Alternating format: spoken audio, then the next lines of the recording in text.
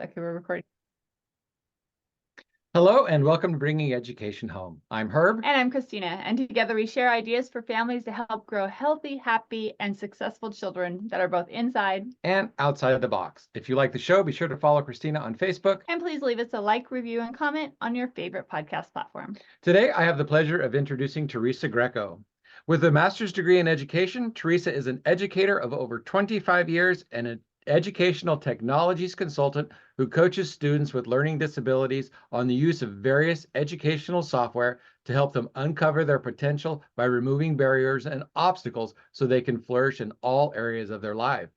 Teresa is also the founder of to Happiness Coaching, a personal development company that offers speaking, one-on-one life coaching, and corporate and group workshops aimed at mentoring individuals and organizations who are looking for more happiness, fulfillment, and love in their lives to unlock a level of power, purpose, and potential within to reach new heights and live the life of their dreams. Teresa hopes to motivate and inspire others around the world to step into their greatness and magnificence and to support and empower them by understanding what true inner happiness is and the various steps they can take to be truly happy. Welcome, Teresa. Thank you for being here. It is a pleasure to have you. Thank you so much. I'm excited for our conversation today.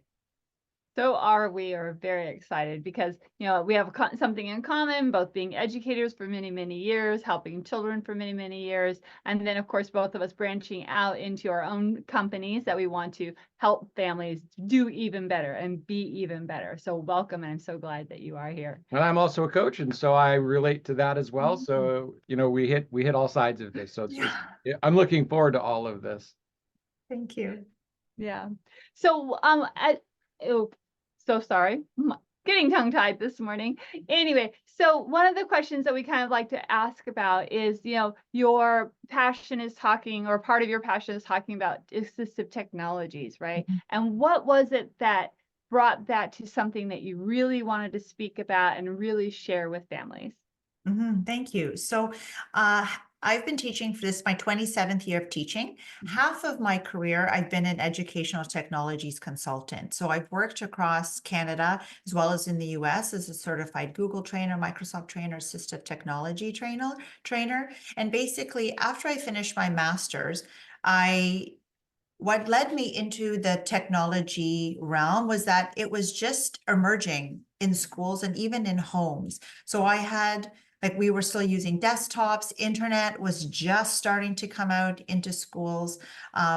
Twitter was 3 days old when I signed up for it. So I was really at the cusp of this new era of technology in education. And so basically it brought me out of the classroom and I started traveling first just around Ontario, working with interactive whiteboards. So I don't know if you've heard of smart boards. There was also I trained in my school as well. Yeah. So I did that for 4 years, working, as I said, across Ontario, which is one of the provinces here in Canada, and just working with teachers and different types of educators, introducing them to that technology as well as the software. And then I started missing the students. So at that point, I then partnered with another organization and spent some of my time teaching assistive technology. So assistive technology are programs that really span the full gamut. They even include technologies that help with mobility, speech. So if people have physical disabilities, assistive technology falls under that. I deal specifically with the technology piece. So different programs on computers and since I've been doing this so long, originally just started with text to speech and then speech to text. And so we've had an evolution of different types of programs, where initially a lot of those programs were ones that you needed to install directly on the laptops. They were really big pieces of software. So Kurzweil 3000 was one of those initial software programs. Really amazing, the sense that it was all encompassing, but super expensive. So over time, when things started to become more web-based or cloud-based, there were different companies then that came to the surface, in the sense that they offer a lot of those same tools, but make them a lot more economical for school boards as well as individuals and families to be able to still have access to those tools. So I would say at the base level, there's definitely that text to speech, which is basically when the computer reads to you. So it's taking text and then reading it aloud. And then the reciprocal is speech to text, where you are speaking to your computer and it is doing the writing for you. There are then, we categorize them under like 4 different pillars. So we have those 2 pillars. Then there's all of the brainstorming and graphic organizing software that's also very beneficial. And then there's that research component as well. So there's all tools that assist with that. Assistive technology is also always seen as good for all, essential for some. So these tools are ones that I use all myself. So as a student pursuing my PhD, I use all of the research tools. As a professional writer, I use text to speech all the time. I don't hand in any writing without listening to it first. And the speech to text is something that continues to evolve and get even better. And so I'm on a Windows 11 laptop that I just purchased just a little while ago. And now there's all of this speech recognition that's been embedded even more so. And I'm like so excited about it because there are times that my fingers just don't keep up with the ideas, and I already know what I want to say. So it just removes almost like that part of it. So I'm excited to get into like what all the benefits are of all of these different and what programs parents and students can look to provide some of this help.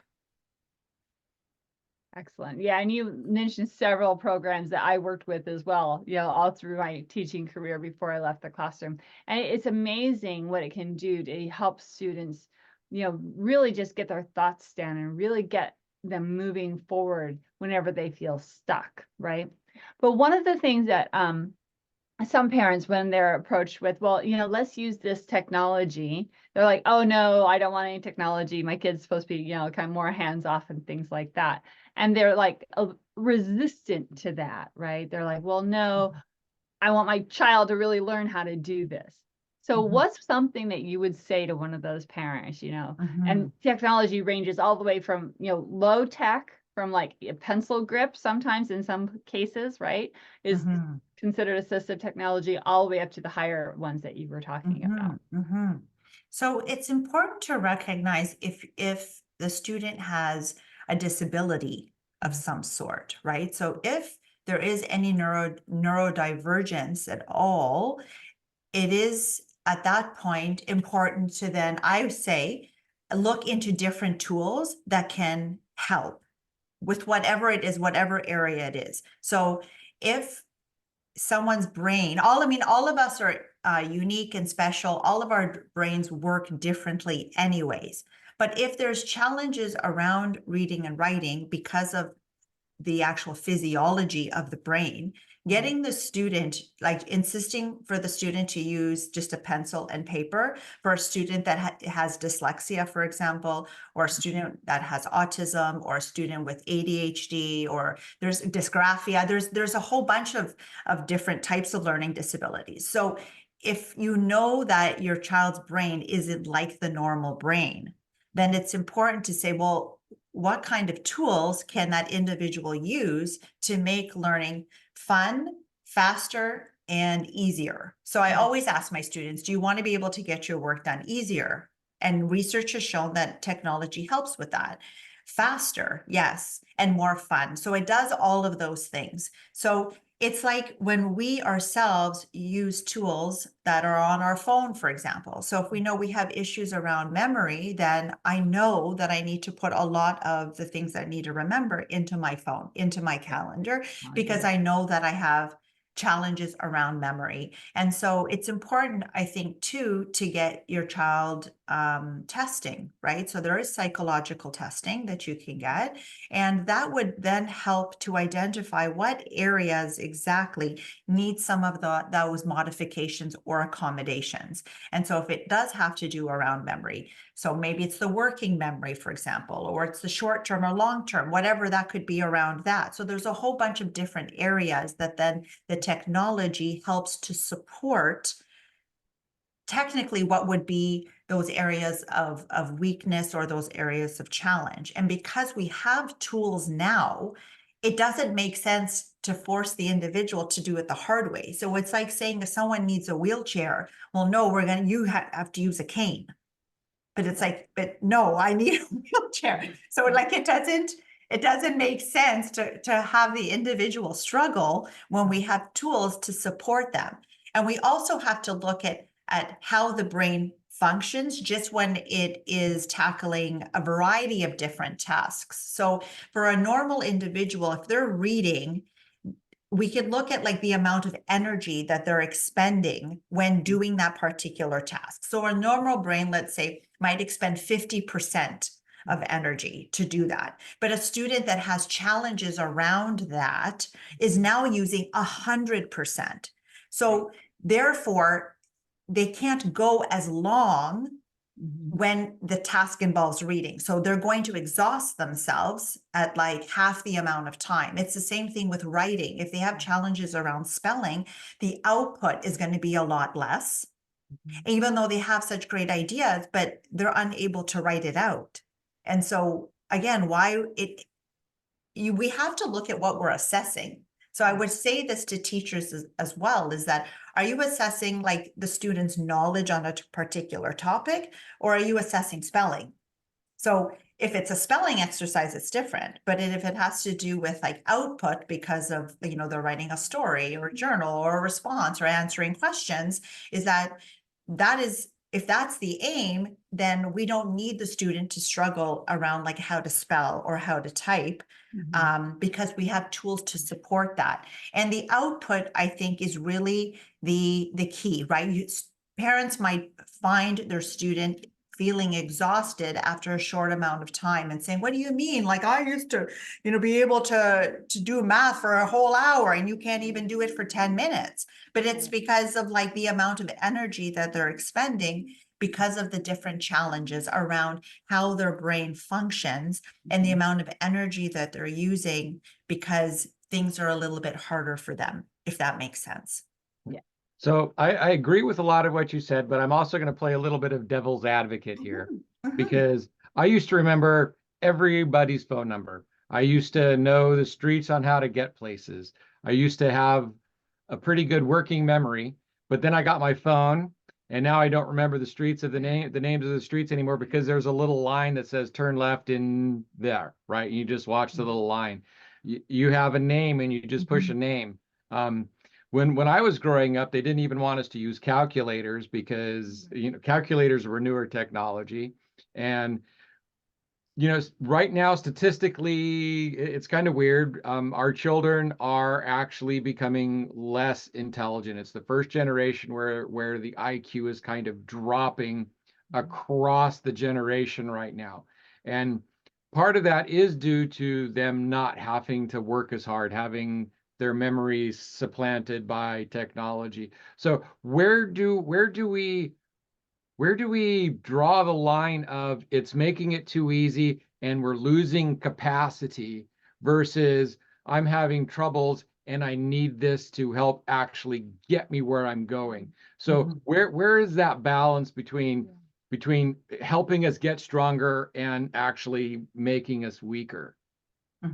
And so that's why the psychological testing is very important, because if a student has a memory issue, then they can't help it, right? It's how their brain is constructed. And so therefore, that's where the use of tools comes in. But if the individual doesn't have that particular issue, then we could be utilizing different strategies to help with memory. And so technology is not to be used as a crutch, really. It's supposed to be used as a support for those that have challenges in those particular areas. And so I work with, I've been working with teachers and students in the realm of special ed for like half of my career. Because of that, I also went back to school and did my special ed specialist. And so there is, and then as a consultant, I'm very familiar with all the research around like the benefits of these tools.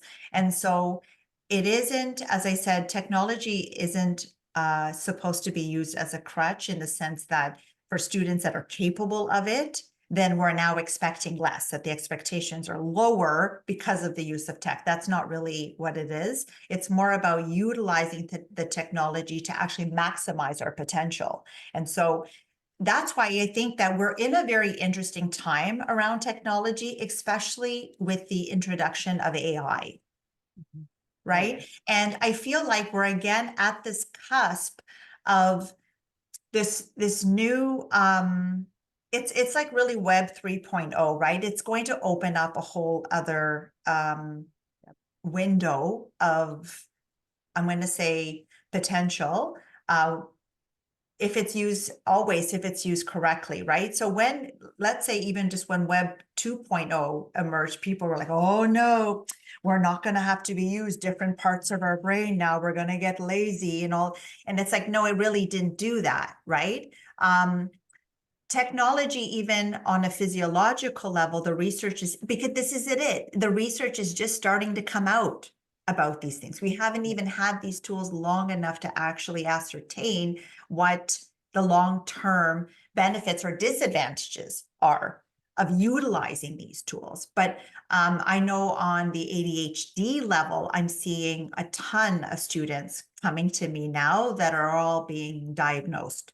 And research is showing that their brains are actually developing different parts than they were, like, let's say 10 years ago. So it's in that makes sense with neuroplasticity, that when you're reinforcing particular neural pathways, those parts of the brain are going to develop bigger and stronger, and other parts are not. So we're finding that some students are now incapable of like deep learning and deep reading because they can't stay focused on something longer than like 10 minutes. So they never even get to those states of learning. So that is now impacting how they do, like how they do life, but how they do school, right? So school is a over 100-year-old institution, and a lot of it has been administered in the same way all of this time. And so a lot of different things are changing. As I said, the physiology of the child is changing. And then the now emergence with AI and what this window is really going to look like.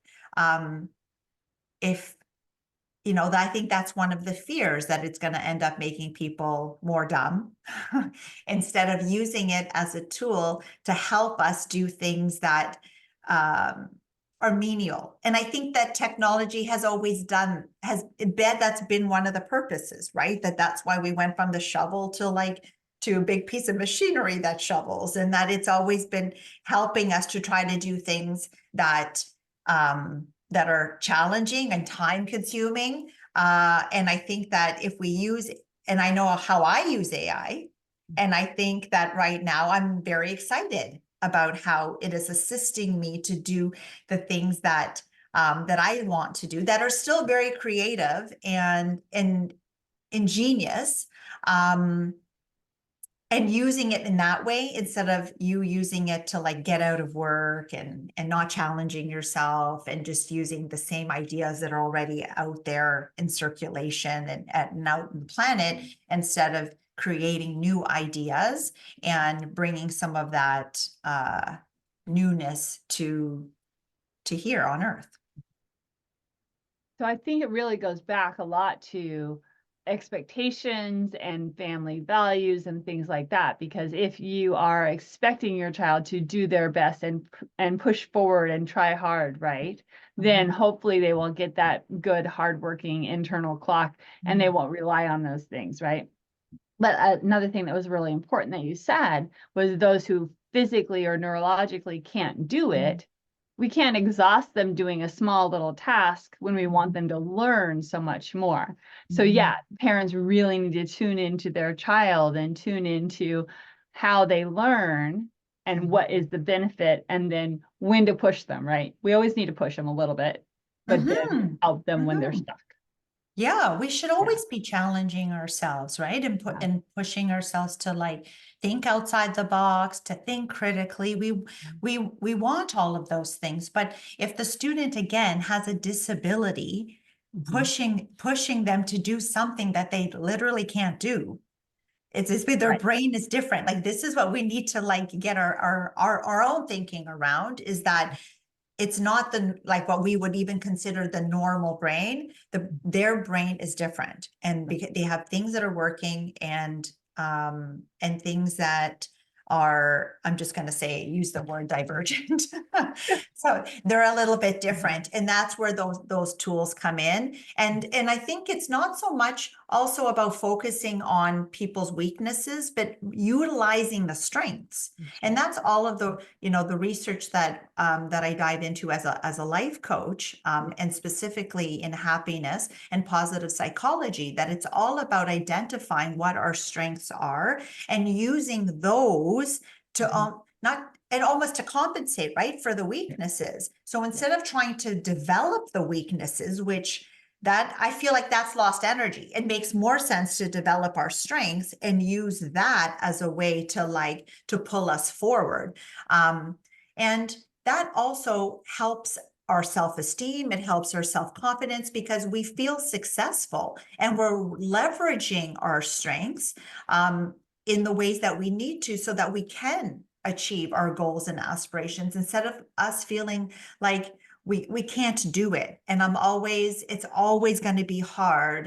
And I also have students that have this idea that using these tools is like cheating. And they're like, but school is supposed to be hard, they say to me. And these are students that are older now, they're in high school and they've struggled academically for a really long time. And they now have coping mechanisms that they've adopted to try to get them to move forward. And this idea that learning is supposed to be hard really hurts me. It hurts me, because we want our students to develop a love of learning, instead of feeling like that it's always hard. Yeah.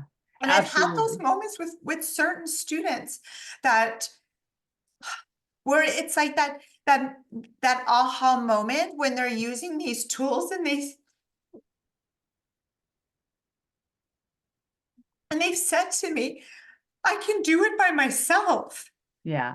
And it's like, this is what this technology enables, is that students don't need you sitting beside them, writing for them and reading for them, that they can get a sense of independence and a sense of autonomy and a sense of accomplishment, that they know that they can use these tools to do it independently, instead of feeling like they always have to rely on someone else to do what they easily see other students do by themselves. Yeah. And it's so, so important. You are so right. I mean, that's, oh my gosh, you got me going too. It's, and that's what we want. We want these children loving learning. We want these children being independent the best that they absolutely can.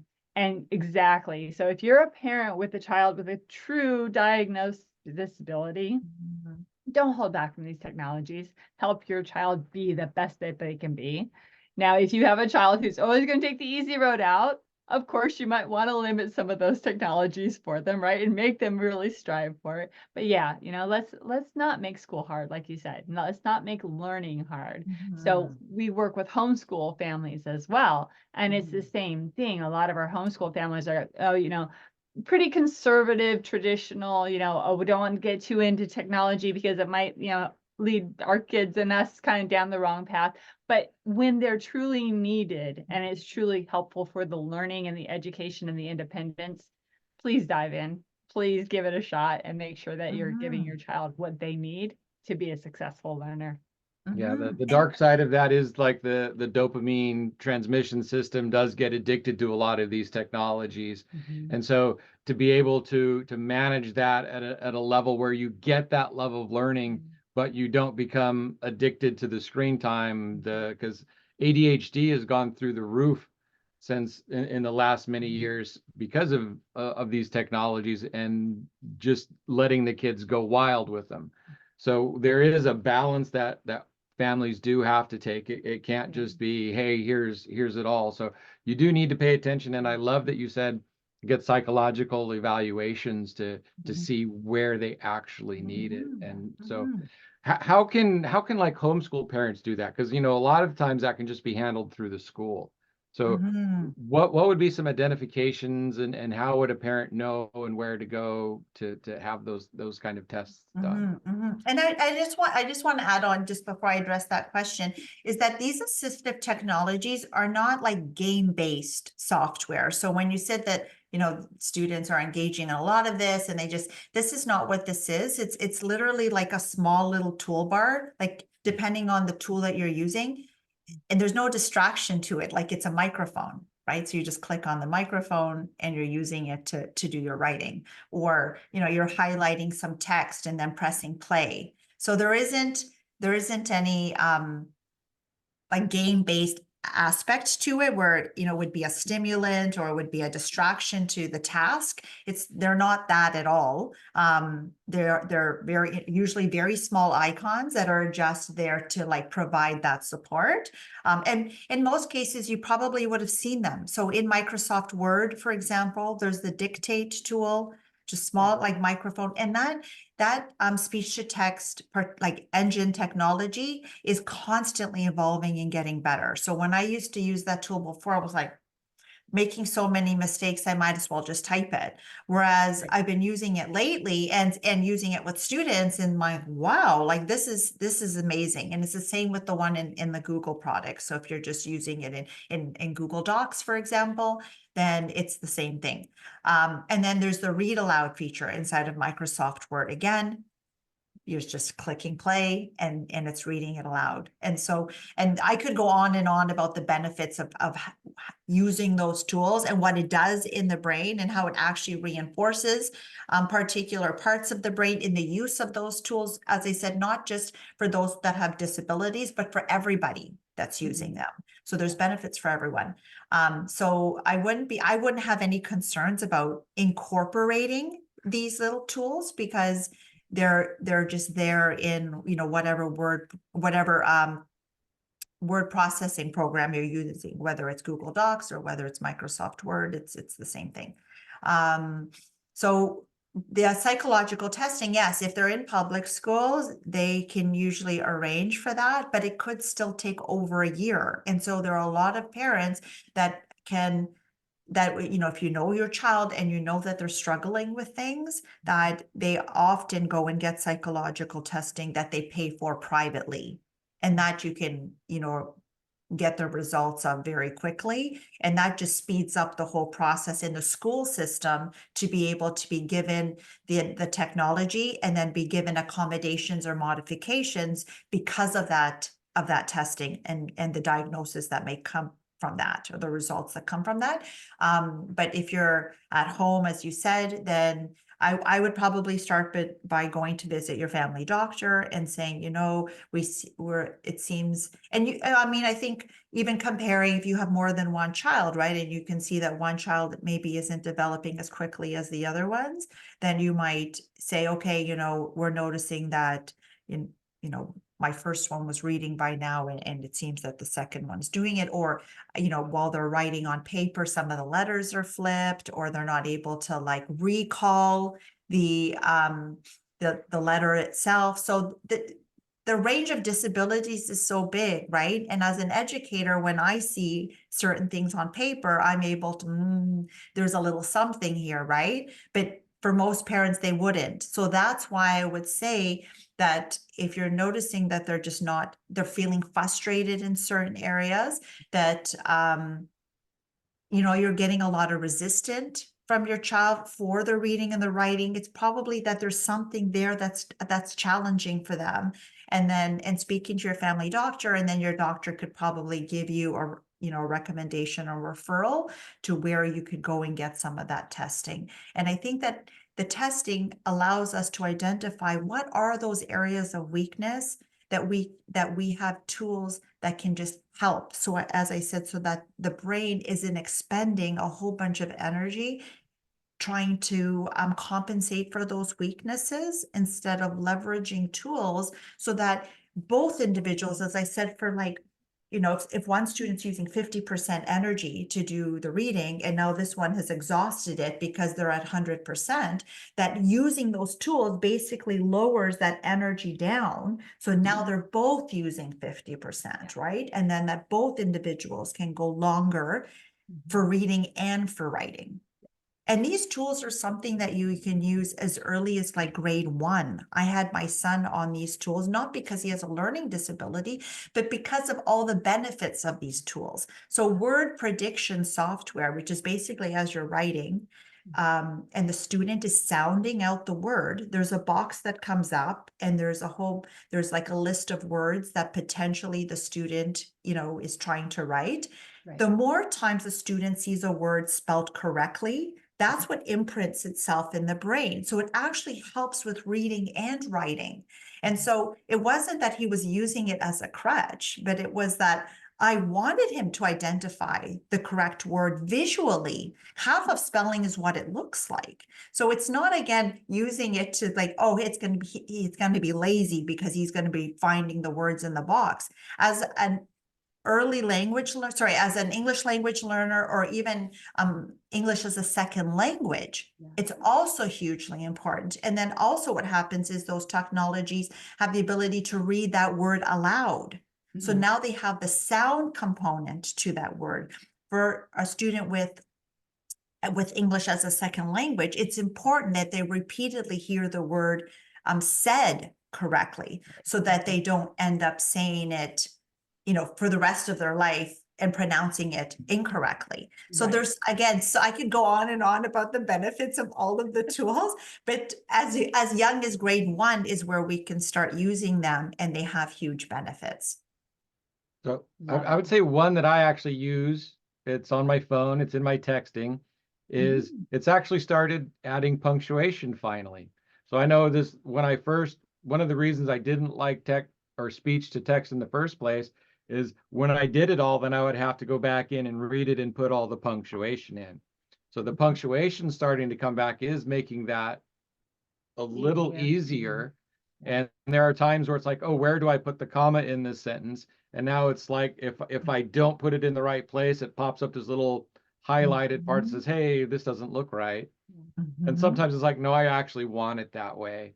So sometimes I override it anyway, but it does help punctuation. Yeah, it does. Well. And that's like Grammarly, for example. Grammarly would be considered one of these tools that it's going to go through your writing and identify, can this, you know, from a grammar perspective, could this sentence be worded differently? And the idea is that when something is underlined or something is suggested, depending on the tool, you're able to like say yes or no. Does it make sense and I always say to the student, don't just click on it because it's there. Does it make sense, right? So, and it does help you become a better writer by using these tools. So you think, oh, it's a crutch. No, it helps you to identify punctuation that you wouldn't have thought of. And seeing it repeatedly, that's the whole key, is that when you're using these tools over and over every day, they are improving things that the student would never be able to recognize if it was on paper. But seeing it on the computer, they're able to see, oh, that word isn't spelled correctly. Well, if they're always not spelling it correctly on paper, they're always going to think that that's how that word is spelled. And then when they go to read that word in text, they're not able to tell what that word is because they're always seeing it spelled wrong. So there's these now I'm just like all hyped up. These tools are just, honestly, they're so incredible. They have so many great benefits. And it's not about it being game-based at all, because they're not game-based tools. They're tools that we integrate inside. And I'm a professional writer. I write for magazines around the world. I pay for Grammarly.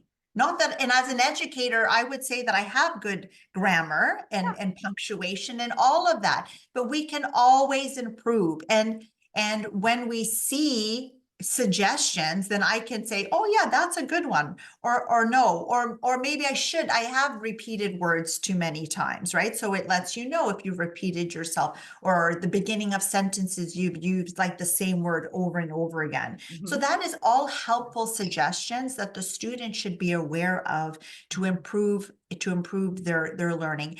The other great thing about it is that in school, what teachers would have done before is just marked it with a red X, right? Or no, or you would have scored poorly and you wouldn't really know. These technologies is like, in a sense, why students gravitate towards them is because they don't have to feel badly about themselves like they would have before if their teacher marked them, you know, like a whole bunch of X's and whatnot. Whereas this is just a quick little suggestion. You know, maybe you want a comma here. Oh, like no big deal. But when it's like on paper and they're getting a mark back of like 60% or something like that, they're gonna think, oh, I'm not a good writer. No, it just means that again, that there are some tools that can help you to become a better writer. And we all like, and like I said, I pay for the actual like professional version because, well, obviously I write professionally, but even I could use assistance, right? So we could all use help. Doesn't matter how good we are. Exactly. And the thing I love the most about that is that you said to make sure that you work with your child, work with your student, and train them on how to use it. So they don't just get in the habit of just click, oh, I'm just going to take whatever it tells me, because then you aren't teaching them critical thinking, and you aren't teaching them to still have their own voice, because sometimes you write something a certain way because that's your voice. That's the way you want it to be. So yes, training the kids, helping the kids understand that the machine is not always correct, right? Really get some critical thinking in along with using the tool to help you improve and be better. Yeah, I talk differently. I create sentences differently. So there's a lot of times where those things will try and correct what I'm trying to say. And it's like, no, you're missing my voice, you're missing my point. You're making it too concise. That's not what I want. I want it to sound like me. I don't want it to be perfect because I'm not. And so, yeah, that whole taking away your voice, sometimes the voice is more important than correct grammar sometimes, especially like in opinions and stories. So yeah, I get that. So thank you for pointing that out. Yeah. Teresa, this has been a wonderful conversation. Is there anything that we haven't mentioned that you really want to make sure that you let our families know or talk about a little bit more today? I would say that with the students that I work with, it is so important that I pour into them around their self-esteem and self-confidence. So they know themselves, especially if there are students that were in the system and now are learning from home, is that they have a self-awareness of, you know, where they are in comparison to other students. And so oftentimes they do have that low self-esteem, that low self-confidence, that low self-love. And so I ensure that they know that just because they're using these tools doesn't mean that they're any less great, any less magnificent, that it doesn't mean because you're going to use tools. And I want this also for parents to know that just because your child gets identified as having a disability, it doesn't mean anything about who they are as a person, that they're still going to be able to achieve all of their dreams and be able to have great goals for themselves. It just means that they're going to use tools along the way to help them to get there. And if there are any, parents that themselves maybe have dyslexia or other disabilities that maybe they weren't ever even identified with, that they just struggled in school and school was really hard, and that maybe teachers were a little bit mean to them, right? So now that we have tools to help us, we want to be able, like, that's just what the evolution of humanity is. It's just getting like better, and the tools that we have that continued, and they do continue to get better and better and better. And it is about you using those tools so that so the best parts of ourselves can shine through, instead of us feeling like low about ourselves, that we're not going to be able to do, that things are always going to be hard, we suck, we're a loser, we're dumb, all of that, there's a lot of negative self-talk that we have, that maybe a teacher once said to them, oh, you're never going to be good at math, or you're never going to be able to spell, or you're not. Those are awful things to tell a child who is constantly evolving. We're all evolving, but children are doing that at such a fast rate. And to say you will never be able, I'm like, I'm sorry. Like when a student comes to me, like my teacher said, oh, I would never be good at math. I'm like, no. Don't listen to when those people go and tell us that we'll never be able to. These are all limiting beliefs that are put onto us. And it's so, I always pour into the students themselves to say, no, you're still amazing and great, even though you need a little help with reading. Exactly. Yeah. That growth mindset, making sure that I don't understand it right now, but that doesn't mean I won't or I can't, right? I will get there someday. It might just take me longer than somebody else. That really great growth mindset is needed. And to be honest, I really don't think that we use tools when we're really capable of doing it. Like I think there's an intuitive, like inherent aspect to ourselves that we don't want to take the easy way out all the time. Sometimes if we're tired, right? Sometimes I am tired and I'm like, I'm going to use these tools because I'm like, I just can't bother typing this right now. I'm just really tired. Or I'm tired and I'm having a hard time focusing. Again, I will use the reading tools because it helps with attention and focus. It helps with comprehension. It helps with us remembering the information for longer. So it's like, I'm going to use it because I know all the research behind it, right? And I often love it when parents say, oh, well, isn't this like cheating? Isn't this like being lazy? Isn't this, yeah, like bring it on, because I know what, like, that's the old way of approaching these things. And so I invite people to reach out to me like after the interview, that I work, as I said, with students like in Canada and the US with a lot of these different tools. The wonderful thing is these tools now are accessible because a lot of them are cloud-based, as I said, and are very inexpensive. That before, like Kurzweil was like $1,600, and now you can use something like Read and Write for a little, like $30.